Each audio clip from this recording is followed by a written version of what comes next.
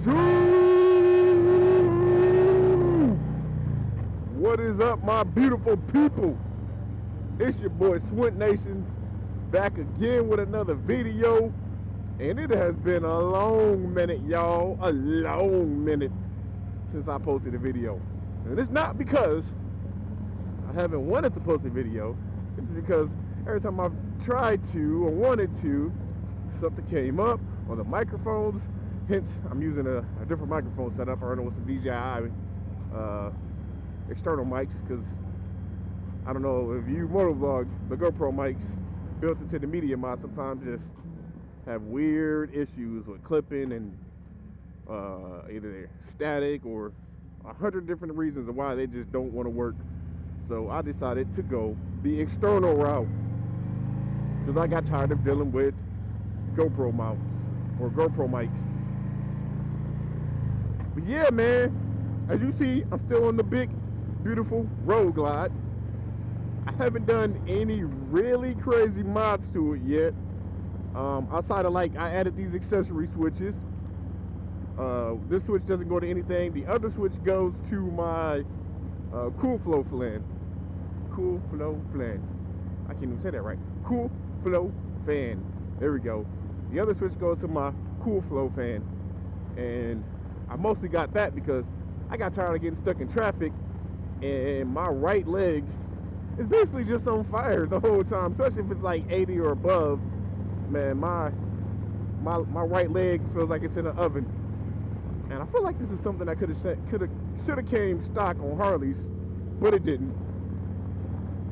And it makes a huge difference.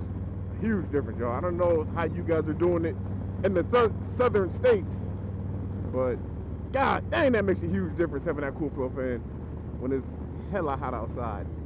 Now, I know you're probably wondering how come I don't have the Cool Flow fan switch here and what I have it hooked up to an accessory switch.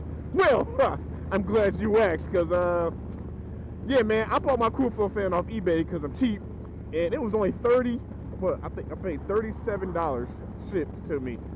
So when I went to the dealer to get the wiring harness for it, they gave me the wrong one. I thought I was getting the wiring harness for the fan, but I ended up getting it for the accessory. And I was thinking to myself, I was like, actually, you know, I didn't feel like going back, because the dealer is like basically an hour from me. So I'd have to drive there, get the right switch, and then put it on and pray to God it works. Go back, have them turn the the controls on so that it would work on the bike, and that's more money. Or I could just do this, which honestly I would only really need it if I'm in like stop and go traffic, and I don't mind just pushing the button and turning it on. If I would have got the one, if I would have wired it up correctly, it would work whether it's like whether I'm driving 40 miles and below, or when the motor gets to a certain temperature, stuff like that, it would work. But I literally have no problem just doing this, because it takes, what, a second for me to turn that fan off and on. So, and then when I'm driving around town, like below 40 miles an hour, I'll just turn it on, and it's worked beautifully this summer. And with it being in Michigan, it's more cold than it is warm, I think. So it's not something I'm gonna use a whole lot. So I was like, I don't need to spend $300, then pay them another, what is it, like 40 to 50 bucks just to turn the damn switch on. I chose a cheaper route, y'all. So man, don't be sleeping on eBay. I know I won't be. What else? Oh, I'm back on the stock seat because I'm looking at potentially doing, you know, a different seat. I've been looking at Saddlemen, I've been looking at LaPera, I've been looking at all the other seat brands, just to get something that can kind of be a nice hybrid between street and doing long distance and looking sexy. So for right now, I'm just on my stock seat since I sold my my CVO seat with the orange stitching I had on here. So if y'all know any good recommendations, please let your boy know.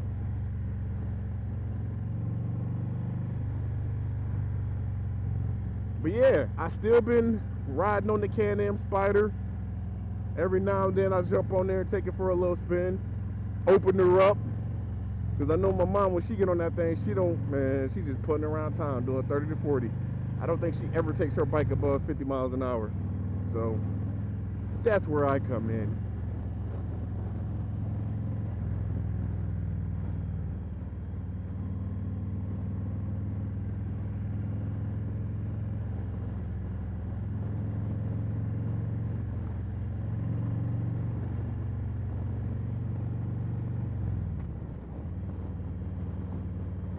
Oh yeah, there we go. I've been seeing an abundance of slingshots lately. And there's another one. Looking clean, man, looking clean. People love slingshots. I guess if you don't want a motorcycle or the risk, you just get a slingshot, because you can still have your hair in the wind and, you know, I guess still be one with the elements. You just don't 3 wheels instead of 2.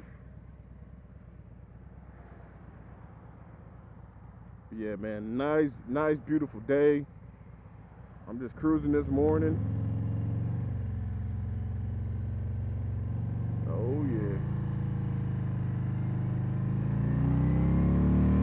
Still got the Shark Road exhaust, as you can see.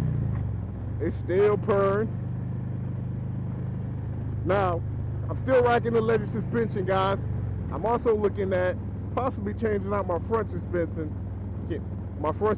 I'm debating if I want to go with like, I'm torn between going with like a Legends or Öhlins, dropping in cartridges. But I've been seeing a lot of good reviews about the Pro Action.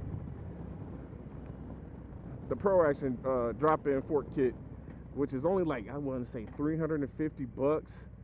And then they also make a lowering where you can get, I think it's like an extra $40, and you can get it where it drops it 1 inch, which is what I'd be looking for.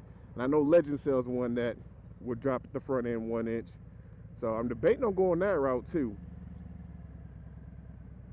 Because right now I just have the Progressive 1 inch drop springs and kit in here, and it's okay, but I'm looking for something that gives me a little bit more cushion on those bumps. So if you guys know, especially like sometimes I feel like when I hit a big bump, I feel like my front end want to do a wheelie sometimes, and I'm just I feel like there's no compression happening whatsoever in my front end. So if y'all know any good recommendations, I know there's some diehard Öhlins fans, some diehard Legend fans. But if you tried multiple, man, definitely let me know in the comments what y'all use for your suspension. I need some recommendations, and I'm open to suggestions, because that's the next thing I think I'm gonna do to this. Is probably the front suspension forks, because it just changes the whole look, or not look, the whole feel of the bike. And that's probably the most important upgrade I think you could do to a Harley, outside of like the motor work and all that. It's change the damn suspension. I don't know what order I'd go. Suspension and bars? No, I would go suspension then bars. You gotta have a good riding position, comfortable riding position when you're riding, especially with your arms. But yeah, I think the suspension would be number one. So I need to get the front end dialed in, because like the rear is so good, it just makes the front just feels inadequate a lot of times over those bigger bumps. And now I find myself dreading going down those bumpy roads, because I know my front's gonna act like a wild stallion that you can't control.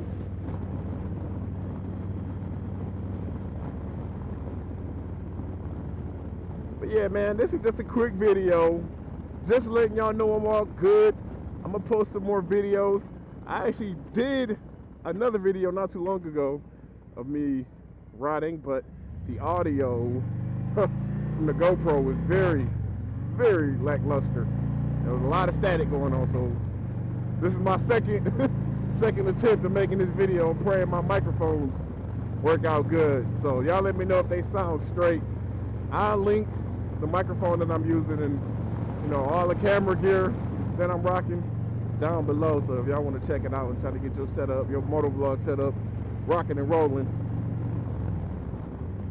as long as this turns out good, you'll have links below. But yeah, man, don't forget to hit that like button. Give your boy some comments on what he should do next to the bike as far as suspension and seats. And I will